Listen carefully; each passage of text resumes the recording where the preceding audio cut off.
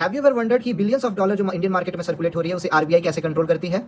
Basically RBI जो है वो फ्यू टूल्स का इस्तेमाल करती है, जिसमें सबसे इंपॉर्टेंट दो टूल्स होते हैं, जो आपका रेपो रेट है, रिवर्स रेपो रेट है। तो रेपो रेट एक्चुअली ये होता क्या है कि रेपो रेट एक प्रकार का इंटरेस्ट रेट है जो कि आरबीआई चार्ज करती है अदर बैंक से जब उनको पैसा की नीड होती है। बेसिकली क्या है, जो बैंक्स कैसे वर्क करती है कि बैंक्स जो है वो आरबीआई से लोन लेती है और उस पैसा का इस्तेमाल करती है मनी लेंडिंग में, अदर वर्क्स में।